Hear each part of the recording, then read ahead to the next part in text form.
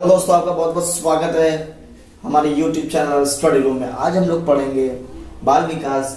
उसका टॉपिक है heredity and environment या वंशानुक्रम तथा वातावरण। अब देखिए, बाल विकास में वंशानुक्रम तथा वातावरण क्यों उपयोगिता रखता है। उपयोगिता इसलिए रखता है क्योंकि बाल विकास जब आप पढ़ेंगे तो आप उसमें बालक के बारे में पढ़ते हैं ना, कि बालक का जो विकास कैसे होता है बाल्यावस्था में, शैशवावस्था में, किशोरावस्था में और प्रौढ़ावस्था में। तो जब आप उसके बारे में अध्ययन करेंगे तो आप उसमें पाएंगे कि जो उसके कुछ गुण होते हैं वो उसके अपने माता पिता से मिलते हैं, और जो उसके व्यवहार में परिवर्तन होता है उसका योगदान वातावरण भी करता है। तो सीटेट में क्वेश्चन आया था, बच्चों के विकास का परिणाम क्या है।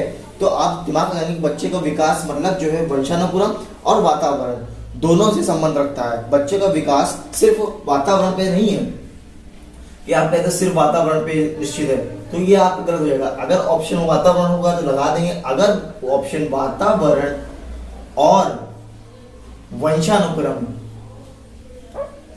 दोनों होगा तो आपका जो है ये वाला विकल्प एकदम सही होगा। तो सीटेट में इस तरह क्वेश्चन पूछा जाता है कि बच्चों के विकास का परिणाम क्या है, और क्वेश्चन आएगा कि जो है माता पिता के वंशजों में स्थानांतरित होने वाले लक्षणों को क्या कहा जाता है। तो आप सभी जानते हैं इसको जीन कहा जाता है। तो इस प्रकार के आपको क्वेश्चन मिलेंगे वंशानुक्रम तथा वातावरण से। सीटेट में 1 से या 2 क्वेश्चन जरूर आता है। तो इसी में अब हम लोग पढ़ते हैं डीपली की हेरिडिटी क्या होता है, एनवायरनमेंट क्या होता है और इसका जो है बच्चे पर क्या प्रभाव पड़ता है। अब हम लोग बात करेंगे वंशानुक्रम पे। तो वंशानुक्रम का प्रतिपादक किया था दोस्तों जीजे मेंडल ने। किसने किया था? जीजे मेंडल ने। इन्होंने क्या किया था, मटर के दाने का प्रयोग किया। उन्होंने देखा कि जो मटर के दाने में जो पहले से कोई गुण है वो आगे वाले मटर के दाने में अपने आप आ जाते हैं। और ये कहाँ के थे? ये थे ऑस्ट्रिया के। ऑस्ट्रिया कहाँ है? यूरोप जो है कॉन्टिनेंट है, उस कॉन्टिनेंट का ऑस्ट्रिया के देश है, वहाँ के रहने वाले थे।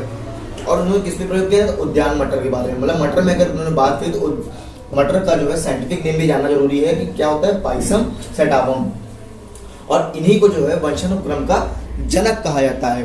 तो आपने क्या पढ़ा, वंशानुक्रम किसने दिया? जीजे मेंडल ने दिया। इन्होंने किस पे प्रयोग किया? मटर के दाने में प्रयोग किया। ये कहाँ के रहने वाले थे? ये ऑस्ट्रिया देश के थे जो कि यूरोप कॉन्टिनेंट में है। और इन्होंने किस पे प्रयोग किया? मटर पे किया। लेकिन मटर का साइंटिफिक नेम पेपर मान लो भूल ले तो आपको पता होना चाहिए क्या है, पाइसम सेटावम।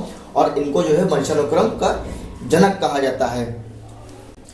अब दोस्तों बात करते हैं वंशानुक्रम की परिभाषा क्या है। परिभाषा ये है, शारीरिक एवं मानसिक गुणों के संचरण से होता है जो माता पिता से बच्चों में जीन्स के माध्यम से प्रवेश करता है। मतलब कि जो माता पिता के गुण होंगे वो जीन्स के माध्यम से बच्चे के शारीरिक और मानसिक रूप में प्रभाव करेगा। अगर देखा होगा आपने, अगर बच्चे के माता पिता जो है तेज बुद्धि वाले हैं तो अधिकांश ये पाया गया है कि जो है बच्चा भी तेज बुद्धि वाला ही होगा। और अगर माता पिता की बुद्धि मंद है तो बच्चा भी जो है मंद बुद्धि का ही पैदा होगा। दोस्तों अब हम बात करते हैं कुछ परिभाषाएं। गैडार्ड ने क्या कहा कि मंद बुद्धि के माता पिता की संतानें मंद होंगी और तीव्र बुद्धि के माता पिता की संतानें तीव्र होंगी।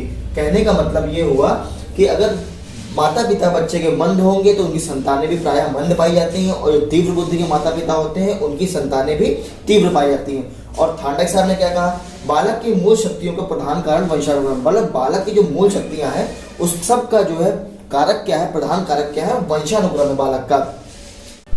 अब दोस्तों बात करते हैं अनुवांशिकता को कौन कौन प्रभावित करता है। तो अनुवांशिकता जो है किन किन चीजों में प्रभाव डालती है, तो वो आपके कद में डालेगी, बालक के रंग रूप में डालेगी, शारीरिक गठन पे डालेगी और बालक की वृद्धि को प्रभावित करेगी। ये क्या है, अनुवांशिकता का प्रभाव है। और फिर और कहाँ पे प्रभाव डालेगी? अनुवांशिकता जो है गुण के कारण बालक में कई बीमारियां उत्पन्न होती है। कौन कौन सी बीमारियां? कलर ब्लाइंडनेस, वर्णांधता या फिर हीमोफीलिया। हीमोफीलिया में क्या होता है, जो बालक का मान लो मतलब खून निकल रहा है, किसी मनुष्य खून निकल रहा है, उसका जो थक्का है वो नहीं जमता है।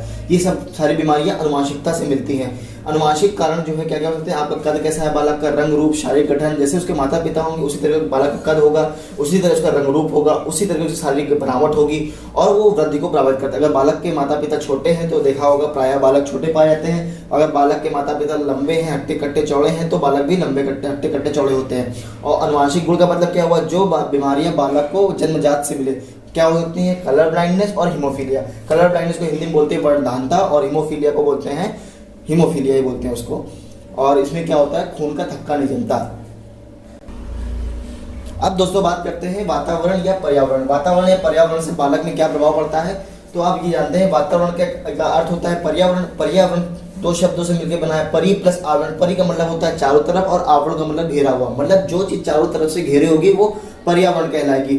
तो बालक भी जो है समाज में रहता है, समाज में रहेगा तो पर्यावरण मिलेगा, उसको वातावरण मिलेगा, और बालक जो है उस परिवेश से, उस वातावरण से जो जो सीखता है वो सब पर्यावरण में आता है। तो पर्यावरण भी बालक के सीखने में और सिखाने में काफी मदद करता है। जैसा पर्यावरण होगा वैसा ही बालक का उत्पत्ति होगी। अगर पर्यावरण अच्छे में रह रहा है तो उसका भी विकास अच्छा होगा, अगर पर्यावरण उसको खराब मिला तो उसका भी विकास खराब होगा।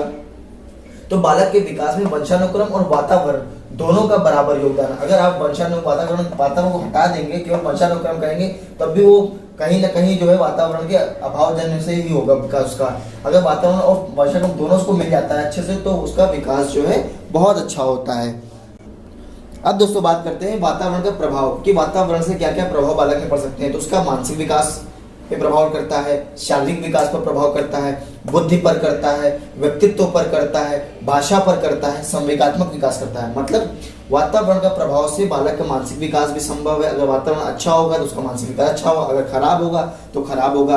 वातावरण का शारीरिक विकास, मतलब वातावरण से उसका जो शारीरिक विकास होता है, वातावरण से उसका बुद्धि पर होता है, व्यक्तित्व पर, भाषाई विकास। ये आपको पता होना चाहिए कि वातावरण के क्या क्या प्रभाव। पेपर में पूछ लेगा कि वातावरण के निम्न से कौन से प्रभाव है, मान लो मानसिक विकास में या शारीरिक विकास, बुद्धि विकास, उपयुक्त सभी, तो आप खुद से भी लगा देंगे। तो इस तरह के क्वेश्चन यूपी टेट सीटेट में बहुत बनते हैं। अब दोस्तों बात करते हैं कुछ परीक्षा उपयोगी प्रश्न है कि जॉन मेंडल कहाँ के निवासी थे। तो आपने पीछे पढ़ा है कहाँ के निवासी थे, ये ऑस्ट्रिया के निवासी थे। कहाँ के निवासी थे, ऑस्ट्रिया के थे। जॉन मेंडल ने किस पौधे पर खोज करी, तो उन्होंने मटर के दाने पर खोज करी थी। किस पे की थी, मटर के उसमें।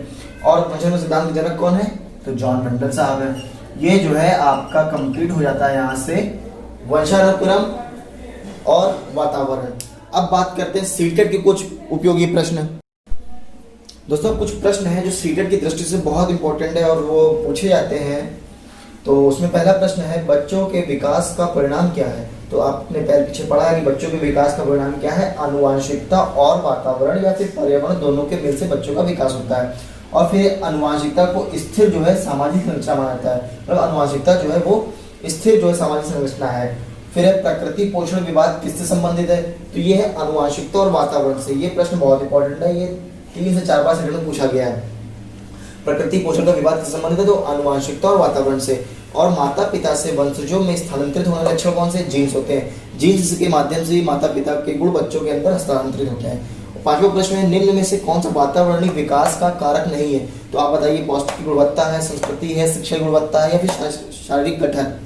तो आप लोगों ने पीछे पढ़ा है सब कुछ है। पौष्टिक की गुणवत्ता वातावरण कारक है, संस्कृति जैसा संस्कृति होगा वहाँ का वैसा जो है उसको विकास करेगा वातावरण का। शिक्षा की गुणात्मकता जैसी शिक्षा होगी वो भी एक वातावरणीय विकास है। तो क्या नहीं है, शारीरिक गठन नहीं है, शारीरिक गठन नहीं है वातावरणीय विकास। तो ये सीटेट की दृष्टि से बहुत इंपॉर्टेंट प्रश्न है, इनको जरूर पढ़ लीजिएगा। और ये हर बार मतलब रिपीट होते हैं, रिपीट होने के चांसेस रहते हैं, ये सब रिपीट, ये बहुत बार रिपीट हुआ है।